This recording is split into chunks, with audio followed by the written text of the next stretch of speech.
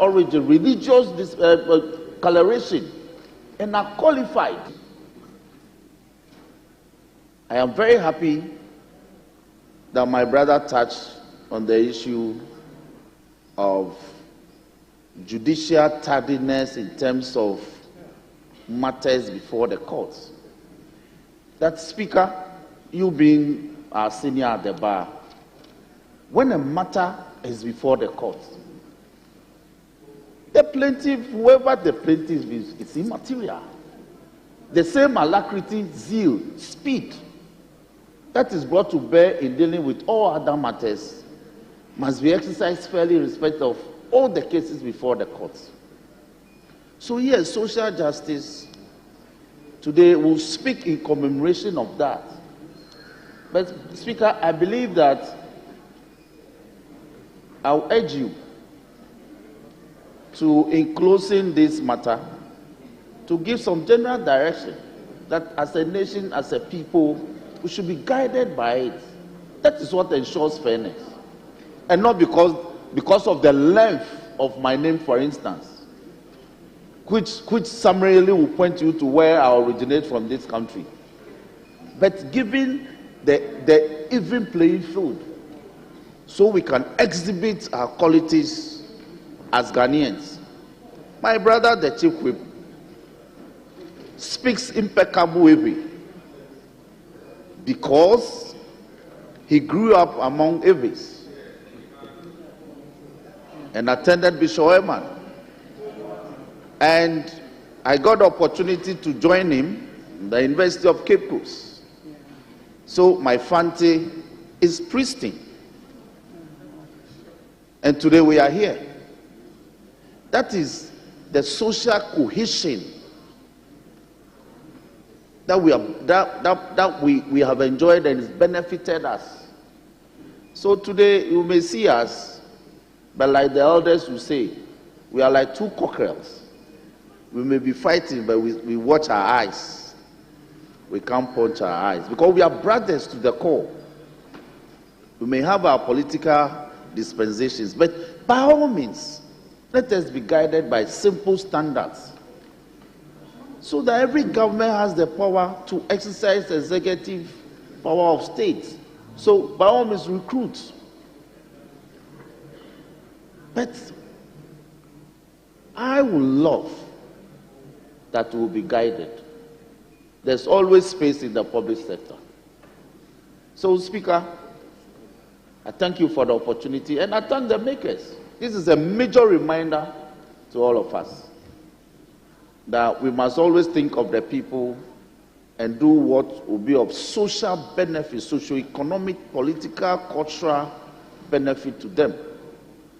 So whatever social intervention programs that we implement as a people and as a government, it must go to benefit the people. I thank you for the opportunity and I thank the makers. Thank you. Thank you very much, honorable members. I wish to add my voice to these very important statements ably made on social justice to mark the World Social Justice Day. Honorable members, social justice is the view that everyone deserves equal economic, political, and social rights and opportunities. Honorable members, social justice is a foundation for national development, peace, and stability. It is about ensuring that everybody, regardless of gender, race, ethnicity, religion, economic status, physical ability, is treated equally. Social justice is a guide against all forms of discrimination. Honorable members, it is said that justice must not only be done, but it must manifestedly and undoubtedly be seen to be done. It is therefore the responsibility of all of us to work together to ensure that social justice prevail in the country. I once again thank the makers of the statement. Honourable members, we have another statement in honor of Abdul Kabiru Tahir Mahama, Doctor, MP for Wale Wale constituency, on curfew on Wale Wale and security personnel brutalities of residents. Is the honourable member around? Speaker is here. Very well. Honourable member, you have the floor. Here. Thank you very much, Mr. Speaker, for this opportunity. Right Honourable Speaker, I am extremely grateful for the opportunity to make this statement on a rather unfortunate development in the Wale Wale constituency, the skirmishes that have led to the needless loss of lives, the act of lawlessness by the security personnel, and then subsequent imposition of curfew on Wale Wale and its environs. But before I proceed, Mr. Speaker, I want to convey my sincerest condolences to the families of the several innocent lives that have been lost due to the unfortunate developments. Mr. Speaker, the people of Wale Wale and its environs are now living in pain, apprehension, and fear. Therefore, the right decision must be taken at the right time. So, Mr. Speaker, I do not take this opportunity offered me lightly. Mr. Speaker, it is a notorious fact that criminal activities on the highway between Bolgatanga and Tamale, which passes through Wale Wale, is now a subject of national security. Before that, it was the Bolgatanga-Boku-Pulmankum route. Our inability as a country to deal with the situation has emboldened criminals to attack, maim, and kill innocent people and travelers. Mr. Speaker, there is a near-perfect correlation between the attacks on the Bolga-Boku-Pulmango route and the Tamale-Wale Wale and the Bolgatanga-Wale Wale Tamale route. We must not mince words in condemning these attacks. We must also be swift in dealing with them, because our indolence has created and will continue to create more vulnerabilities like Wale Wale for these criminals to exploit. Mr. Speaker, the recent development in Wale Wale. Mr. Speaker, the recent chaos in Wale Wale started on the 14th January 2025, where a stationary vehicle caught fire. Second Deputy Speaker should take the chair.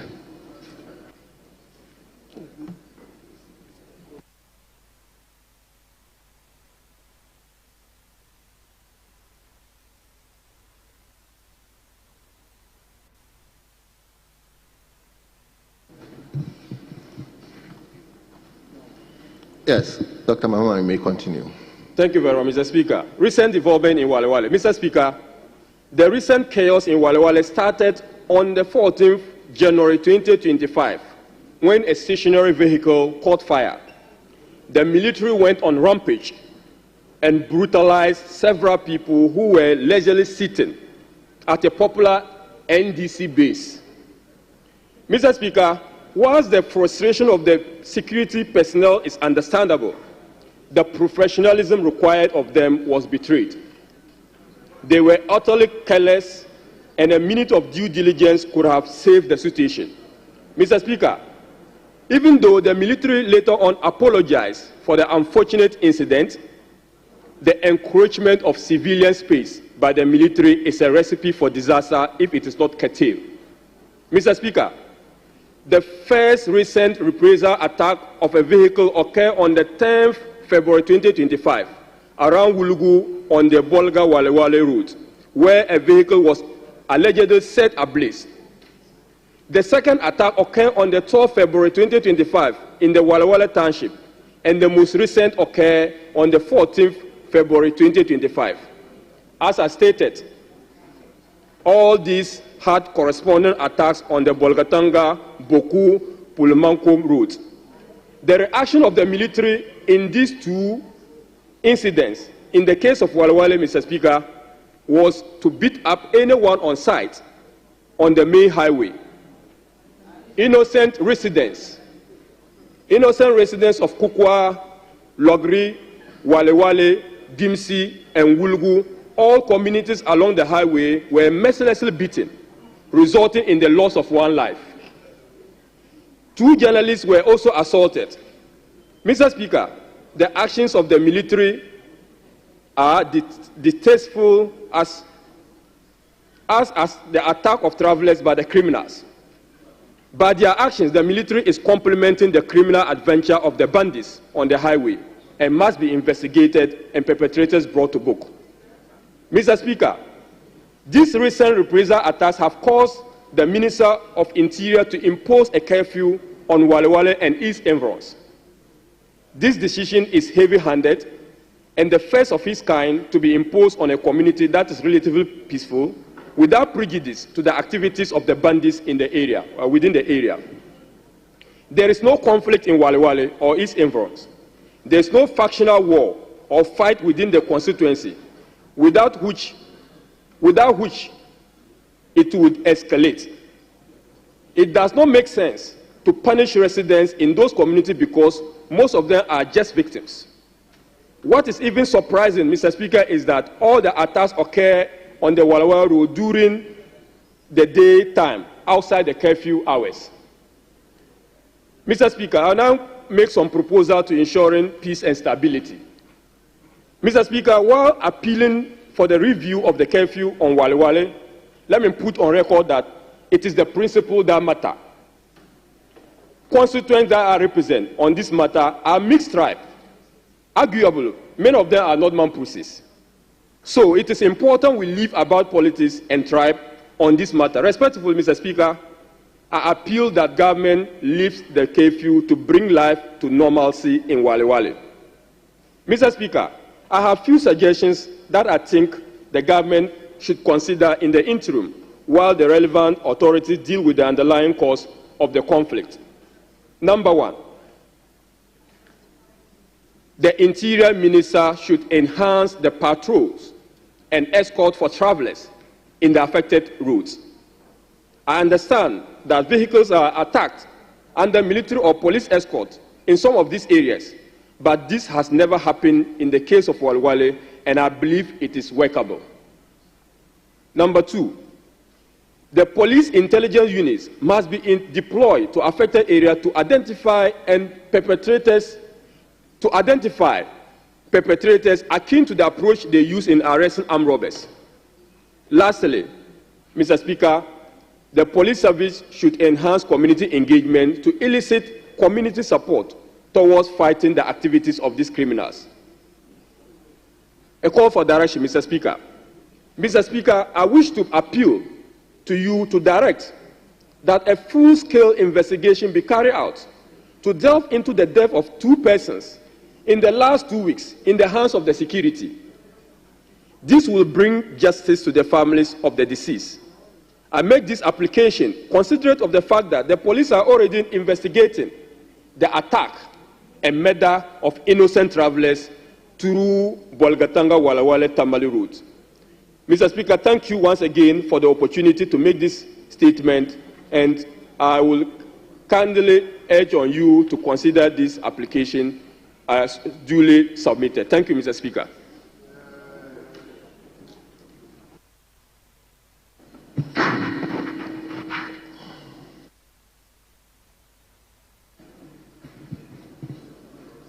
Honorable members, let me be frank with you. This particular statement went through a lot of discussion before its admittance. And therefore, we are going to be very, very circumspect in the comments. So the statement has been made, it has been captured, but I will only restrict it to leadership to make comments on it. we should know so leadership, I will make you to comment, but you are also advised to be guided, please. Yes, Minority Chief Whip. Speaker, let me thank you and the First Deputy, as you rightly observed, that this morning we had to engage extensively to come to some good conclusion on same matter. I show complete solidarity to our colleague and his constituents. Quite unfortunate. Speaker, we've heard in the media space a reportage on this same matter, and I am happy that Parliament has found space for it to be entertained. We've read reports of excesses, some excess action staged on the part of the military and some security agencies, allegedly. So, first of all, I think the national security outfit would have to up their surveillance, patrol, and activities in these areas aforementioned. It's equally important that we comment more responsibly on this subject matter,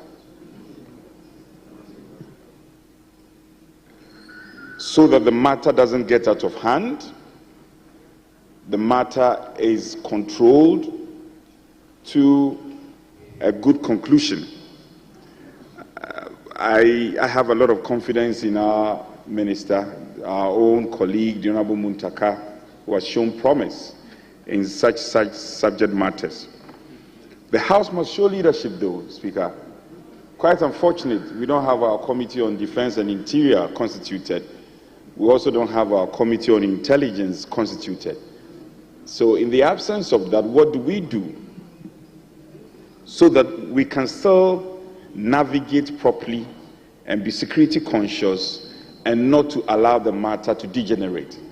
So I dare suggest that it's important Parliament doesn't rest on its oars. We need to go in. We are the representative of the people, regardless of the fact that we have security experts in these matters. We must also bring our experience to bear and help the security outfit to navigate properly. To that end, I would wish to suggest that, Speaker, you give some consequential directives. This matter is raging on day by day. And my fear is that until something is done collectively from the outfit of Parliament and the outfit of our security agencies, it may degenerate.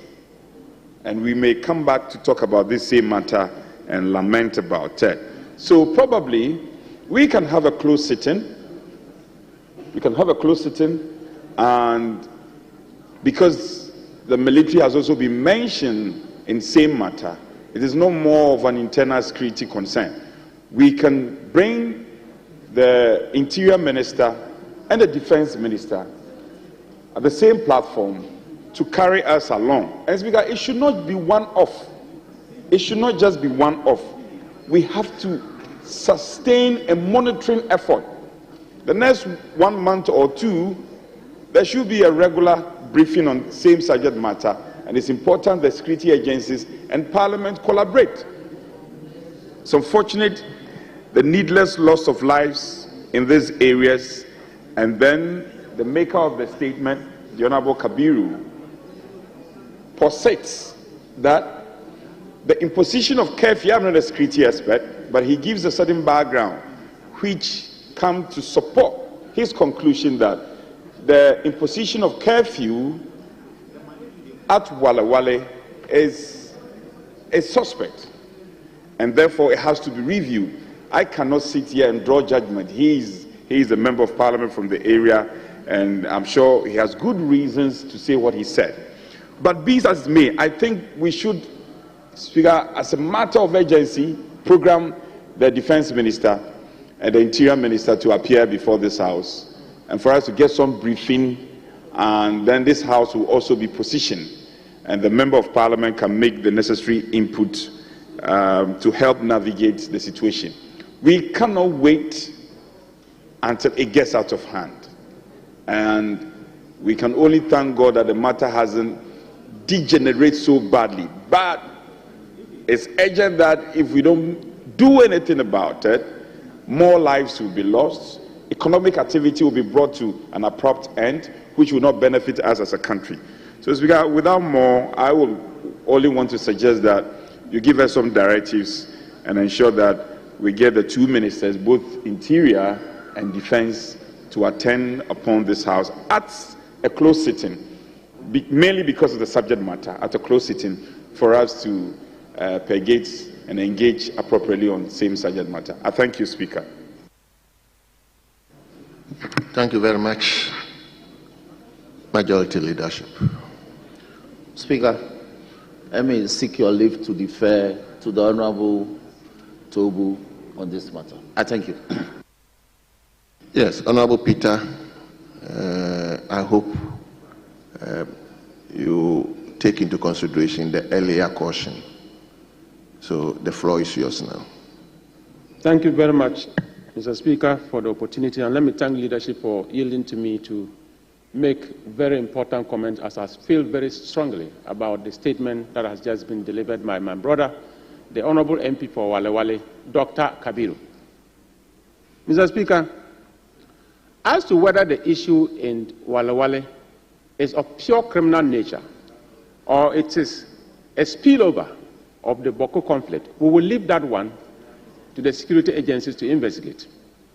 But come what may, the loss of every single life in this country on matters of conflict is so needless, to say the least. The issue between Wale Wale and Bolgatanga, or Tamale and Bolgatanga, is taking a different dimension. He's made some important recommendations that the police intelligence department should be doing better by deploying more. He also requested that the curfew that is imposed should be looked at very carefully. Whatever it is, Mr. Speaker, as cautious as we want to be, Plato had it right when he said the greatest form of injustice is pretended justice. When we know what is right, and we all close our eyes to the truth and go around talking over years about what the problem is and not willing to nip it in the bud, these are some of the things that will happen. I want to believe that the suggestions made by the Honorable Chief Whip, Honorable Anodompre, that we should allow the Minister of Defense, the Minister of Interior, in a closed sitting, for them to give us update as what is happening in northern Ghana, particularly in relation to the Boko area.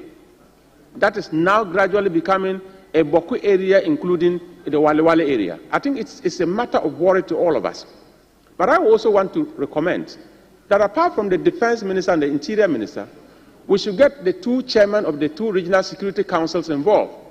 The chairman of the Upper East Regional Security Council and the chairman of the Northeast Regional Security Council, for them to come and brief this House. What is actually going on? How can we come together as a nation to ensure that this matter is nipped in the bud? Pretended justice is the greatest form of injustice. And as cautious as I am, Mr. Speaker, I want to draw the curtains here, and I'm so grateful for the opportunity. Thank you so much.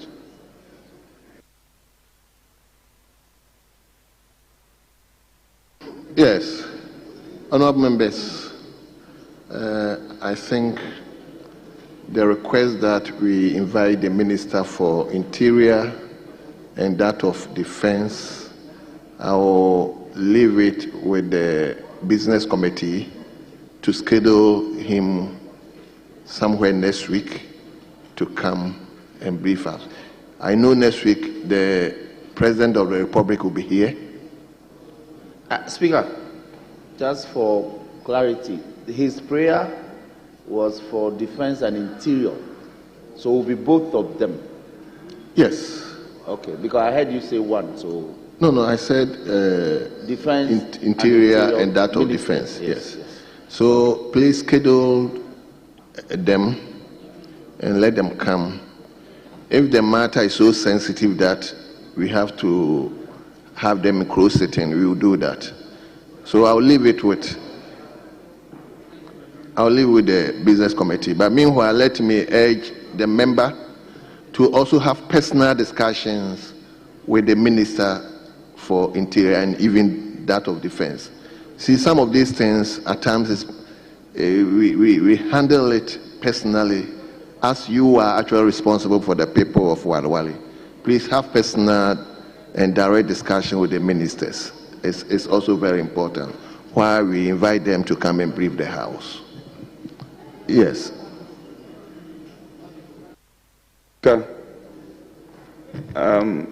We're trying to help you to navigate. I would have wished, because of the nature of the subject matter and the fact that it is having a spillover in adjoining constituencies. And Speaker, his constituency is just one of the constituencies affected. I am also aware he's already engaged our colleague, the Honorable Muntaka, on the subject matter. I would have wished that we give them next week, Wednesday. So instead of, with respect, giving it to the business committee, I would have wished a directive come from you that next week, Wednesday or Thursday. I'm aware His Excellency the President will be here on Thursday. So we can probably be working towards Wednesday. So if you find... Well, I wouldn't mind doing that, but yes. Speaker, the business committee met today and has planned for next week already. But this coming under statements, it can be accommodated under briefing. So let me humbly suggest that let's relate this matter to the two ministers and gather their convenience. It has to be a conveyed convenience. So once they confirm that, then we can accommodate them anytime next week when that is convenient for them. So my brother, be assured that as soon as the convenience is okay, because we want them to be here. We don't want excuses. So when both of them can come, then we can arrange them to appear and brief the House. I am in total agreement with my colleague, except to say that this is the Parliament of the Republic of Ghana. And the practice has been that we often give them dates where they have difficulty. The ministers, they get back to us. They get back to Parliament to say that the date is not convenient. And I think if you go by that practice, instead of, with respect to my colleague, saying that at their convenience, we as Parliament should be giving them a date and then to hear from their side. I think if we approach it in that manner, it's of best practice, and that has been the practice over the years. Okay. Speaker, I could say that, Speaker, I could pray that they should appear tomorrow, Friday, because of the urgent nature of the matter. But I want to avoid that and yet be able to get them to come timeously to brief the House. That is why I'm praying, my brother, that let me engage formally and see the nature of their schedules for next week. Because we are not bringing one, we are bringing both of them. So please, we'll accommodate them next week.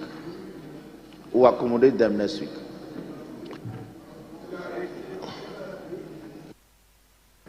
It's not a good practice, with respect. It's not a good practice when we as Parliament will have to expect a date from the ministers. We have to give them date, and then they respond. We got to respect. But Honourable Deputy Minority Whips, you see, at times it's also become a bit of a worry if you schedule a minister who probably might have also done his own schedules somewhere, and therefore you will be expecting the person will be away. So as much as we will not bring Parliament to its lowest level, that we will asking people to actually dictate to us. But at times it's also better to negotiate and see the program of the minister. So, Honorable Majority Chief Whip, we will leave it with you. Quickly get back, if you can get back to us tomorrow, so that tomorrow, based on that, we can tell the House when we will get the ministers. Indeed, Mr. Speaker, we'll do that. I'm certain that by tomorrow, presentation of business statements, this matter will be properly clarified as to when they can come next week. So I thank you for the opportunity. You see, the executive must respect the chief whip. This is the chief whip, the majority chief whip. It's important the ministers respect him, and we are helping you to be respected. The ministers will not sit at the comfort of their offices and say that we will come next week as and when we have time. No, chief whip, give them time and tell them the parliament needs them. Yes, we must give you the power. We have to support you. We must support you to succeed. You are the chief whip. You are the majority chief whip. Let the ministers respect you. Speaker.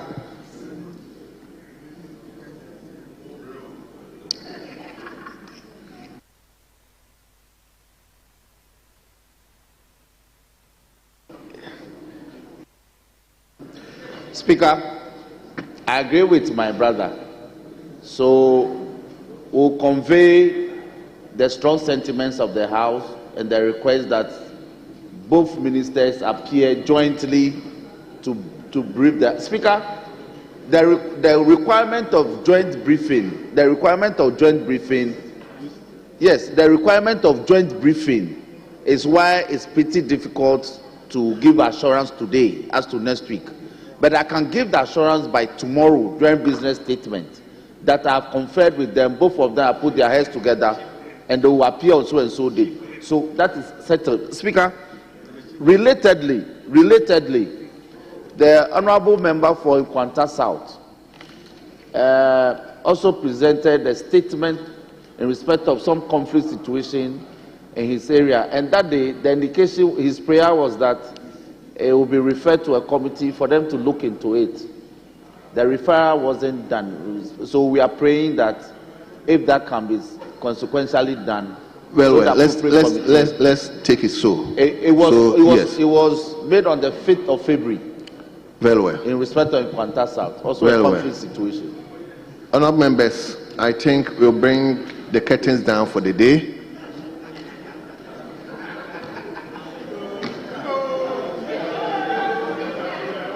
So, honourable leadership, if you wouldn't mind, may you move for the adjournment. Speaker, thank you. Speaker, in the absence of any further business, I move that the House be adjourned for today. Thank you very much. Thank you. Honourable minority leadership. I'm hesitant to second, but for some good reason, I rise to second the motion. Honourable members, the motion to adjourn the House has been moved and has been seconded. The question is, all those in favour that today's sitting be adjourned to tomorrow 10 o'clock in the forenoon, say aye. Aye. All those against, say no. Honourable members, the ayes have it. The motion is adopted, and the House is accordingly adjourned to tomorrow 10 o'clock in the forenoon. The House stands adjourned.